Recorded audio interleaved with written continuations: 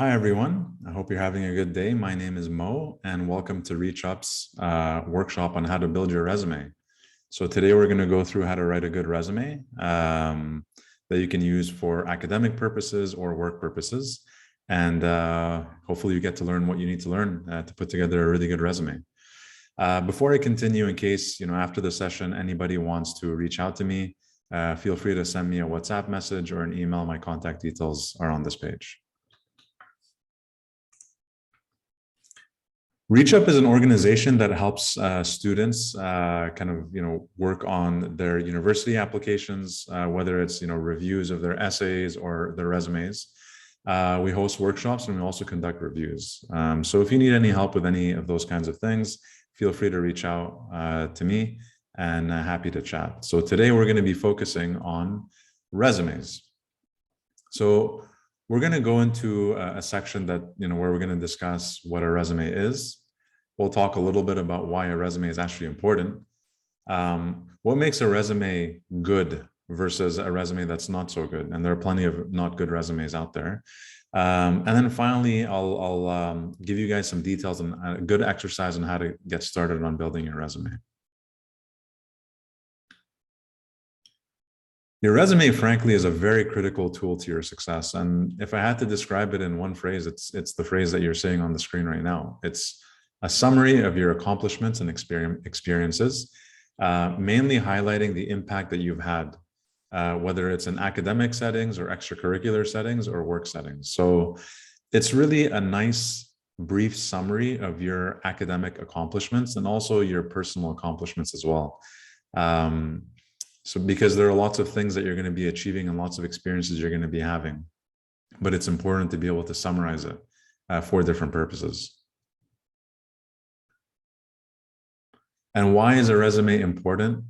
Well, specifically, if you're a high school student, increasingly universities want you to either upload a resume or input details into an online tool that basically mimics what a resume is. So universities, admissions teams, they want to learn as much as possible about your academic background, your extracurricular achievements, and maybe some work experience that you've had. Obviously, a resume is also critical to get a job or an internship, whether you're a high school student or a college student, or even an employee in the workforce. So employers are looking for top talent. Obviously, there's a lot of competition. So they want to know that you have the skills and you have the right fit with their organizational culture and their needs. And finally, and obviously linked to the first two reasons, a resume is a great way to get to know yourself. Like I said earlier, you go through a lot of experiences in life, but you don't necessarily document them. So a resume is a great way to track and document your accomplishments and experiences.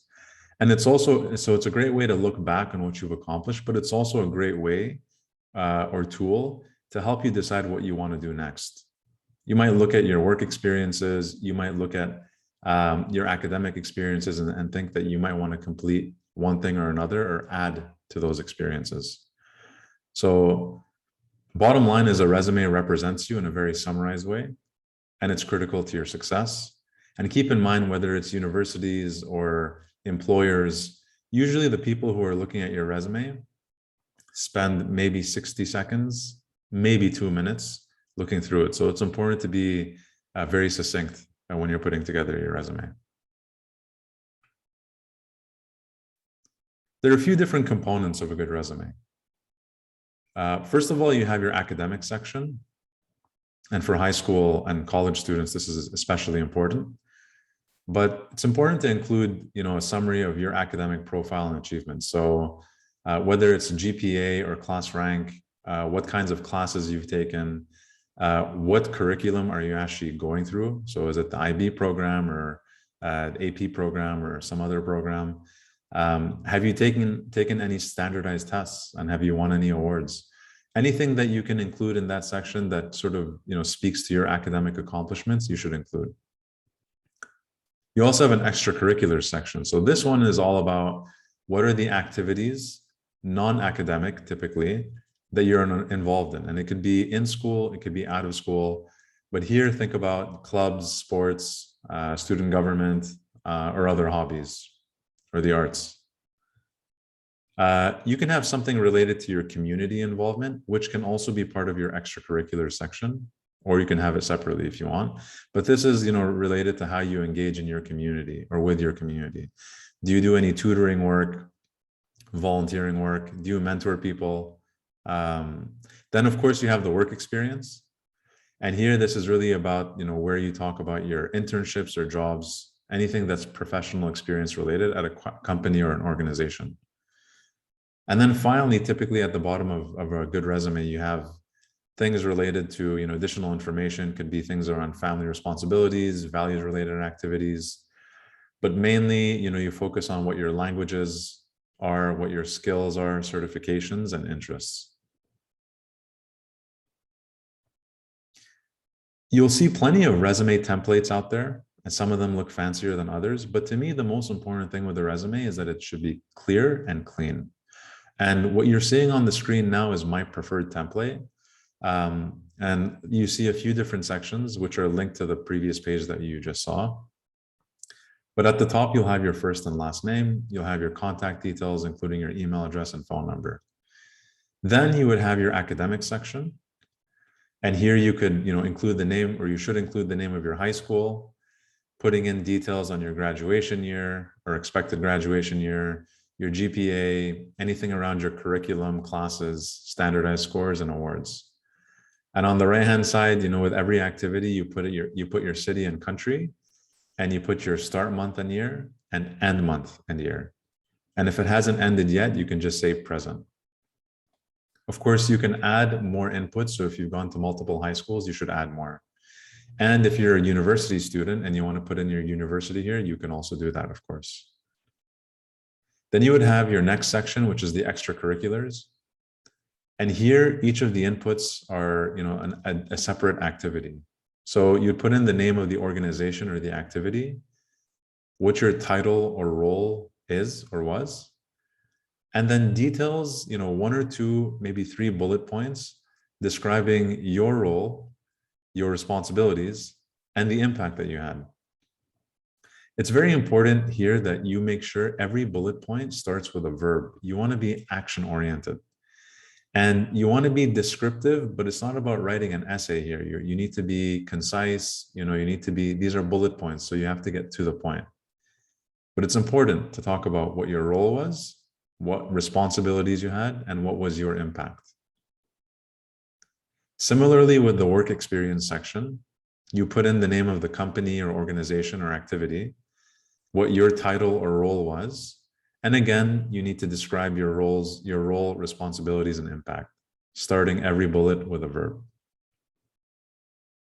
And then finally, we get to the additional information section. Here, typically what you would put are details on what languages you speak. So you could write, English and Spanish and French. And for each of those, you would say, in parentheses, what is your level of proficiency? Are you fluent? Are you conversational? Are you native? Under skills, you would include things like, how computer literate you are. So are you good, able to use Microsoft Word, PowerPoint, Excel? Are you able to code in different programming languages? Are you able to build websites? Anything related to those kinds of skills, you should mention here. You can also mention your interests at the bottom here. So you might have hobbies or passions that you want to include. You should include them here. And if there's any other additional information you'd like to include, you can feel free to add an extra line. Now I have this template with me. So if you guys want access to it, I'm happy to share it. Again, you can see my email address and WhatsApp in case you want to reach out. Let's spend a couple of minutes on best practices for a good resume. So a really good resume should be really 4 things. It should be prioritized, it should be impact-oriented, it should be brief, and it's constantly evolving. So in terms of prioritization, your resume is not an exercise on putting in all of your life's accomplishments or experiences. It's about picking the most important or relevant ones. Think about the activities that required the most significant time commitment and dedication and where you had the most impact. Over time, whether you're starting this off as a high school student or a college student or an employee in the workforce, over time, you'll get more and more experiences that you want to document. And so you'll have to keep picking and choosing and prioritizing which experiences to include in your resume and which ones to remove. A really good resume should be impact oriented. So like I said earlier, when you're writing about an activity, focus on your role and the impact that you had, and start each bullet point with a verb. So achieved, accomplished, served, completed, delivered, defined, developed. Those are just a few examples, but always start with a verb. And if it's something you did in the past, then write it in the past tense. And if it's still ongoing, then write it in the present tense. A really good resume should also be brief. And here, what I want to say is that your resume should only be 1 page long. And it should use straightforward language. You're not writing an essay. Again, people who are reading your resume are going to spend probably 60 seconds looking at it, maybe less. So try your best not to have your resume go beyond 1 page. And that's a pretty bad signal for someone who's evaluating you, because it suggests you're not able to prioritize and you're not able to be concise in your communication. And finally, a really good resume is constantly evolving. So like I said, over time, your resume is going to change and get better and get polished, because you're going to achieve more successes and you're going to deprioritize some of your older achievements. So if you're already in the workforce working full-time, you've already graduated from high school and university, you might start to remove some of the details that, you know, of the accomplishments you had as a 15 or 16-year-old. But that's the nature of having a resume, is it's summarizing your accomplishments. So you always need to be prioritizing and involving that resume. Here's an example of a really good resume. It's a sample, but in this case, a student named Sarah, who is attending the American School in Kuala Lumpur in Malaysia, has used this template, and you can see how she's filled it out, you know, around her academics and extracurriculars. She does not have work experience, so she did not include that section. But when she does end up getting work experience, she's going to add that section. And then finally, the additional information.